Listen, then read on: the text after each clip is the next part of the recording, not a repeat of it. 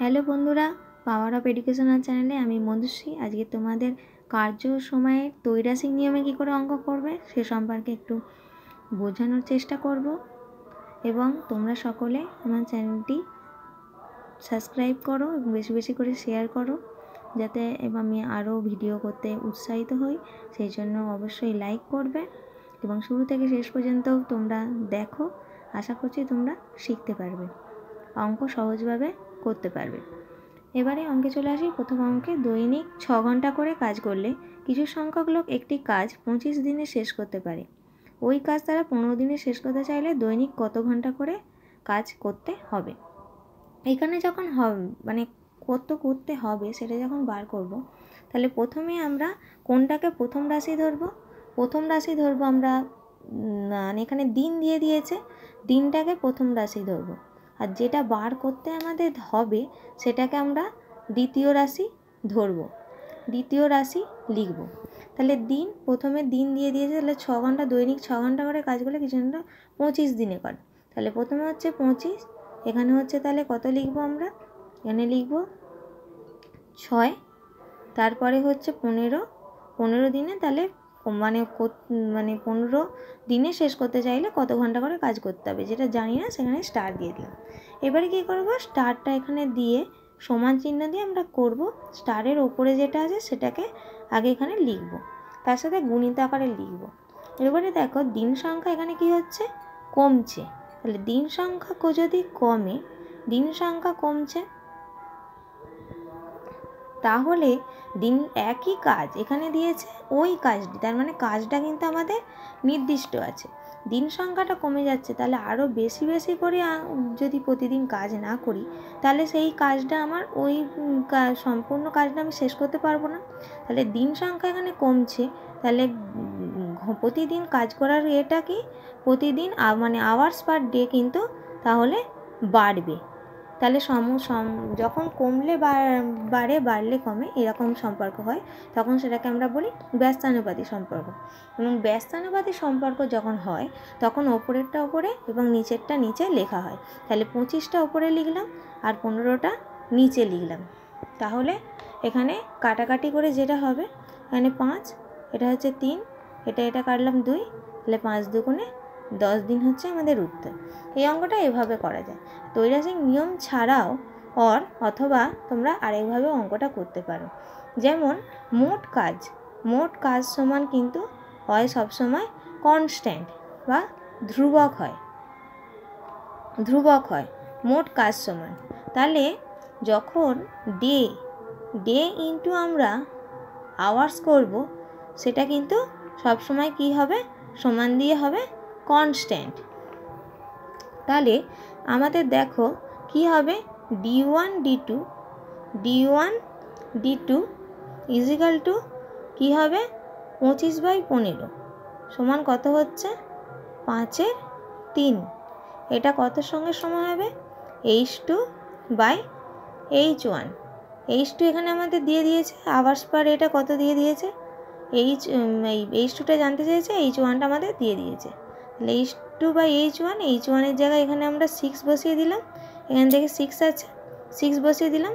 তাহলে 5/3 সমান কত হলো, h2 সমান হলো 5/3 গুণিত 6 সমান এটা কেটে হলো 2, তাহলে উত্তর হলো 10 দিন।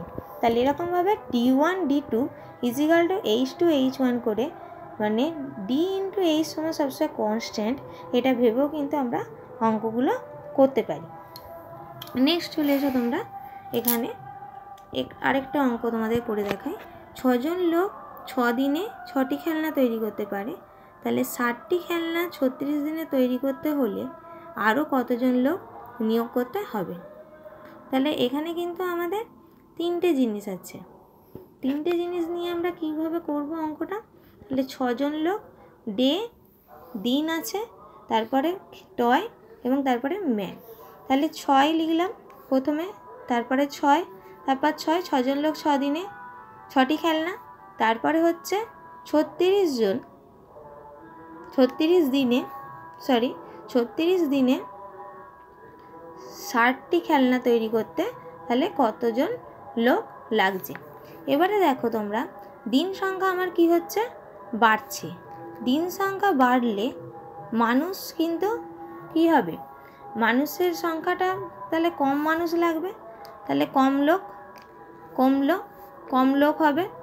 এবার যখন দেখো এখানে কি হচ্ছে, খেলনার সংখ্যাটাও বাড়ছে, তাহলে খেলনার সংখ্যা বাড়লে কিন্তু কাজ করতে আমাদের কী লাগবে, বেশি লোক লাগবে, তাহলে বেশি লোক।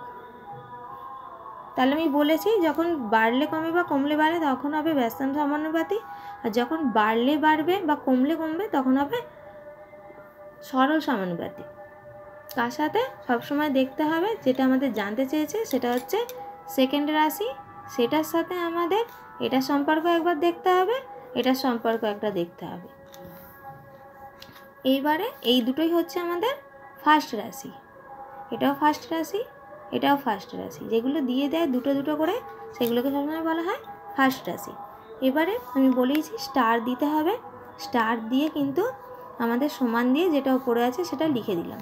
তাহলে যখন ব্যস্ত সমানুপাতি হবে তখন কি হবে, যেটা উপরে সেটা উপরেই থাকবে, অন্যটা কি হবে নিচে লিখে দেবো, 36টা নিচে লিখে দিলাম। এবার যখন সরল সমানুপাত হবে তখন উল্টে লিখতে হবে, নিচেরটা উপরে ওপরেরটা নিচে, 60/6 এটা হলো। এবার তোমরা কি করবে, কাটাকাটি করবে, কাটাকাটি করলেই হচ্ছে উত্তরটা আমাদের চলে আসবে। 6 দিয়ে 6কে কেটে দিলাম, এটা দিয়ে এটা কাটলাম 6, এটা দিয়ে এটা কাটলাম 10, তাহলে উত্তর হচ্ছে 10 জন। ঠিক আছে, এবার বলছিল অঙ্কটায় দেখো যে আরও কতজন, এই যে আরও কথাটা দিয়েছে, আরও কতজন লোক নিয়োগ করতে হবে। তাহলে আগে কতজন লোক নিয়োগ ছিল, 6 জন, এখন তাহলে আমাদের কতজন হয়েছে, 10 জন। তাহলে 10 উত্তর লিখে দিলে এখানে ভুল হয়ে যাবে, তাহলে আমাকে 10 থেকে 6 বিয়োগ করে আমার হচ্ছে 4 জন। তাহলে আরও যদি কতজন বলে তাহলে উত্তর আমার হবে 4 জন। আর যদি বলে যে এই কাজটা করতে কতজন লোক লাগবে তখন আমার উত্তর লিখব 10 জন।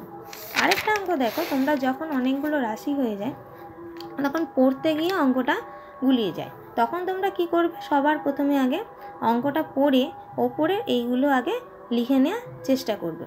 যেমন পরের অঙ্কটা দেখো, দৈনিক 9 ঘন্টা করে কাজ করে 24 জন লোক 30টি বাড়ি তৈরি করে 12 দিনে। দৈনিক 8 ঘন্টা করে কাজ করলে 40টি বাড়ি তৈরি করতে 18 জন লোকের কতদিন সময় লাগবে। তাহলে কি কি জিনিস এখানে আর একটা কিন্তু দেখো বেড়ে গেছে, প্রথমে এটা 2টো দিয়ে করলাম, তারপরে তার 3টে ছিল রাশি, এবং তারপরে এখন দেখো 4টে। এবার যেটা বলেছি বার করতে হবে সেটা সবসময় আমরা এদিকে রাখবো, মানে যেটা আমাদের লাগবে, এখানে কত দিন তাই ডেটাকে আমরা এখানে রেখেছি, এবং যেটা বার করতে হবে সেটা সবসময়ই সেকেন্ড রাশি হবে, তার আগে যতগুলোই রাশি থাকবে সবগুলোই হবে কিন্তু ফার্স্ট রাশি।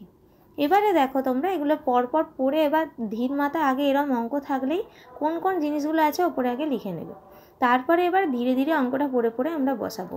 9 ঘন্টা করে কাজ করে 24 জন লোক, 30টি বাড়ি 12 দিনে, তারপর দৈনিক